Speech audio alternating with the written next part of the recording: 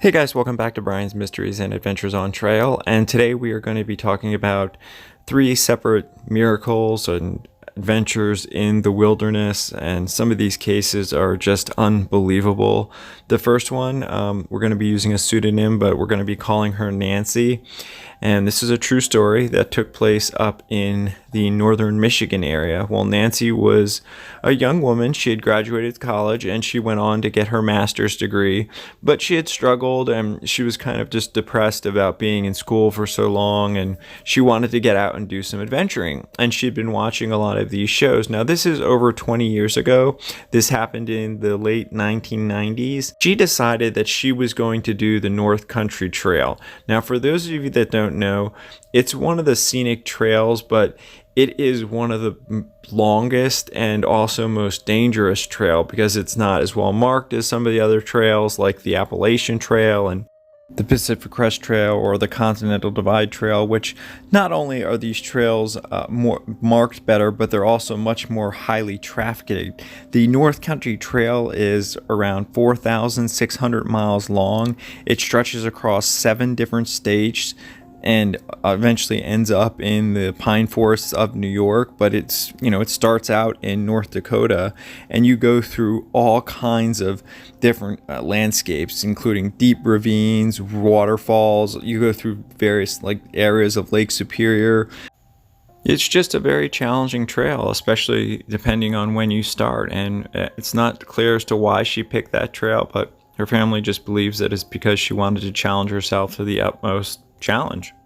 And she had decided to travel out to the Dakotas, and she was going to hike the trail from west to east. And unfortunately, she also started during the fall time, which was putting her in a very dangerous position because it gets cold and winter moves in very fast, very quickly into most of those northern states. So at first, the letters that she had written home, she said that she was enjoying herself, but it didn't take long for things to go downhill. Especially, I think the family reported that it was only 2 or 3 weeks in when she started encountering snowfall and she had lost some of her gear. Now, one thing to note is her mother made her wear something orange, and Nancy didn't want to wear anything orange, so the only thing she wore was these bright orange shoelaces in her sneakers. And I bring that up because it does make a difference later in the story. Now, even though the weather had gone downhill rapidly, according to the letters and what she called when she could, her family said that she was doing well and she had made it a couple 100 miles. And even though she said that it was freezing and that she wished she had waited and she wished that she had maybe picked a different trail because she said that it snowed almost every night, and it seemed that the snow kept getting heavier, and there was times where she had actually fallen down and almost lost her pack. But she had reported that she had gotten really good at making fires, finding good camp spots. But she said that in some of her letters that she was lonely and she wasn't really sure why she had done this. Maybe she had done this on a whim and she was having second thoughts, so she was thinking about maybe turning around. But in her letters, it was really unclear. She was just it seemed like she was venting. The family couldn't really deduce what her plan was, except that she was still moving on, at least at that point. She had also told her family that she was going to try and purchase a new tent at her next stop because the one that she had was definitely not built for winter conditions. It was constantly getting blown over. And she was supposed to meet up with one of the family friends that had a cabin somewhere in the Michigan area. I don't know exactly where. She was supposed to be there between a Friday and a Tuesday, and she never made it. And at first they weren't that concerned because, on these trails, these kind of things happen. But again, this is back before cell phones, so the family that she was supposed to meet called. They managed to get in touch with the place that she had last stayed at, which apparently took them several days just to figure out who they were. And they told them that she had left over a week ago. So when they put it all together, they realized that she should have been there at least 2 days before. Even with the current weather, So that's when they knew something was wrong. Now, of course, they had contacted the authorities, but they had very limited resources, especially in this area. But they sent out a search party, but it was like, where do you even begin? They didn't even know where to start looking. But two of the searchers happened to stumble upon a pair of orange shoelaces that were just laying in the snow. And there was fresh snow. There weren't any footprints around. They were just laying in the snow like somebody had put them there. And obviously they found it very odd. They looked in and around the area. They couldn't find any other footprints. There was no other evidence of other people being there. And thankfully, just maybe a few minutes up, they ran into a couple of hunters that had a dog. And these hunters were very nice. They offered to help look. So they took the shoelaces. They thought maybe they were connected because nobody in the search party realized that Nancy had been wearing orange shoelaces. So these hunters, along with their dog and some of the other searchers, they kind of split up and they went in different directions, the directions that they thought most likely she would have taken, whether she maybe had backtraced or decided to keep moving forward, possibly could have gotten lost. And this is where things got even weirder. So one of the hunters, he came around this bend and there was this big just tree, and stuck on the tree was a shoe with orange shoelaces, and it was just stuck there. Like, first of all, how did it get there? And second of all, why was it there? Finally, we're able to contact the family. The family let them know that they were definitely Nancy's shoes and something obviously bad had happened. But it all didn't make any sense. Why were their shoelaces just randomly in the snow? And then why was one of her shoes stuck to a tree? At this point, thankfully, they were able to enlist the help of a helicopter from one of the local search and rescue areas, and they did a search the best they could. But again, this is just such a broad area, and they didn't have any idea of what direction Nancy might have been going in.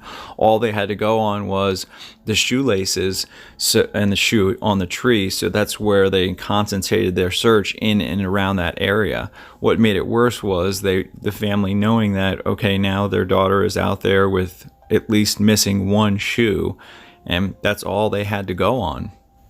The family said the whole thing was just surreal, and they just felt so helpless because they were thousands of miles away and they were trying to get to the area. But unfortunately, due to the winter weather, there were several blizzards that had moved in and just blanketed the whole area with snow. And, you know, like I said, this was years and years ago. They didn't have the available resources that we do today. And even with the resources that we do have today, look at how hard some of these searches can be. And unfortunately, after almost 3 weeks of searching, they found nothing. Her family finally made it up to the area and did their own searches and were out there searching for weeks. But of course, they never found anything either. And everyone just assumed that she had perished in the winter weather. Until about a year later, when a doctor who had read about this story that had since been published in some article, he thought he remembered this woman and he thought he had treated her. She had been brought in by some power workers or power line workers that were working on getting a downed tree off of a power line somewhere in and around that area. And they found her. She looked disoriented. She was missing a shoe. And she knew her name, but she didn't know where she was. So they took her to the emergency room. The emergency room kept her. They diagnosed her with some type of amnesia. Don't ask me what kind, but they got her back to health. She was there for about a week, and then they released her because there was no other reason to. She was in good health, and aside not knowing her last name or where she was from, she was perfectly healthy. And again, I don't know the actual details of the next part of the story, but as I understand it, in these types of cases, the hospitals then put them in touch with a social worker, and then they try and help them get back into society. But I don't know where the gap was or what happened in between that time. The only thing the family said was that when they did find her, she had been living and was dating somebody that she had married through one of these programs and had gotten a job in the local area working with him in his office. So I'm not sure how that all happened or what happened, but that's all I know about that. And you might be thinking, how is that possible? How could they have not have put all the pieces together? But apparently it was over 100 miles from where the search was taking place. So who knows how she ended up there? I mean, there's bits and pieces of the story. She was finally reunited with her family, but she still has no memory of what took place that day. All she remembers is waking up in the emergency room. She has no idea how she lost her shoe or what happened, but she went on to lead a wonderful life. She got married, has had kids, but to this day, she has no recollection of what happened. And she didn't let it sour her opinion of the outdoors. She went on to hike the Pacific Crest Trail, the Northwest Trail, a few other trails with her friends and family. And she says to this day, she still loves the outdoors. And it's one of those things where who knows what happened, but it had a happy ending. And, you know, it's possible that maybe she had just gotten knocked unconscious and those people just happened to come across her and rescue her. I mean, who knows? But the long and the short of it is she made it out alive, and it's just one of those stories that it's nice when it ends on a happy note.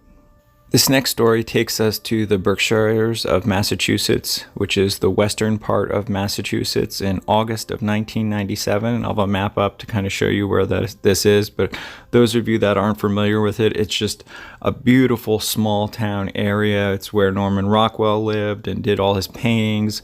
It's just absolutely beautiful. I mean, it's really just the true small town feel. It's just, they've got beautiful lakes, there's skiing in the winter, and they really try and keep it pristine. I think the town where my family has a little cottage in, I don't think they got a cell tower until like a few years ago. I mean, I think the population in that town is around 900 people. And one night, I was driving home after hiking, and it was dark out, and I was going down the main road, which is a very small road. It's been narrow, no street lights, very, very dark. And all of a sudden there was this huge flash of light. I mean, it was a blinding light. So obviously I slowed down because I couldn't figure out what it was. It was a clear night. There was no moon. There was no storm. And right as the light went out and I came above the hill, there was a whole family of deer in the middle of the road. And if I hadn't seen that light, there's no way I would have been able to. I barely could stop in time at the speed I was going, which was only a few miles an hour, had I not seen that light. And I went back day after night for over a week to try and figure out what that light was, but there's no street lights, there was no other cars on the road, there was no storm at night. And if you're familiar with the Berkshires, there's nothing there. I mean, it was just the most bizarre thing, and to this day I have no idea what created that light. But if I hadn't seen that light and slowed down, I'm sure that I would have hit those deer. There's no way I could have stopped. And I just wanted to share the story with you guys because I know a lot of you have asked me about some of my adventures and things that have happened to me in my life. So every now and then I'm just going to include some of these stories amongst different videos that I'm also talking about other videos in the video. So in any event, I know it's just a short story that I wanted to share with you, and it was just one of those things where still to this day I don't know what caused that light, and it was just still to me is just amazing. Our next case, unfortunately, didn't have such a great outcome. We are going to be going up to Eagle Mountain, which is in British Columbia, Canada, and we're going to be talking about the disappearance of Ali Nadiri, who disappeared on August 23rd of 2020. Now, he was last seen at the foot of Eagle Mountain near Colquettam, I think that's how you say it, in British Columbia on Sunday, August 23rd. Now, he was hiking by himself, but it's a very popular destination for people that are living in the nearby towns for mountain bike, horseback riding. There's even ATV trails. There's a whole network of logging roads that are used at different times. There's all kinds of lakes and hiking trails that are very well marked. So despite the fact that he was hiking alone, there was lots of other people in this park, which is known as Indian Arm Provincial Park. The weirdest part about this case is it's one of the only cases that I know of that I've covered. He was actually caught on trail camera, and I'm going to have a picture of that so you can see what I'm talking about. But he was described as being a very experienced hiker. He's about 5'10", 176 pounds. He was last seen wearing dark shorts, a hiking jacket, and carrying hiking poles. The weirdest thing is, this is him seen on the trail cam, and it was like he was there 1 minute and just gone the next. They had over 60 volunteers from North Vancouver and Lions Bay originally working the case, and then the RCMP took over, and the captain, Michael McLaughlin, said in a statement that they had search and rescue search all the nearby trails where he was caught on camera, and then given the time frame based on where the picture was taken, they searched all in and around that. They brought in special SAR teams, searched at night. They had helicopters. They were using GPS drones, and they covered 48,000 square meters of trail. But they just it got to the point where he said that they just kept getting into more riskier terrain, and they didn't find any clues. The RCMP brought in a helicopter, and they put a lot of effort into this search, over 2,400 hours of searching combined between all the different teams that were involved in this search. And to this day, nothing has turned up. I mean, he was familiar with this mountain.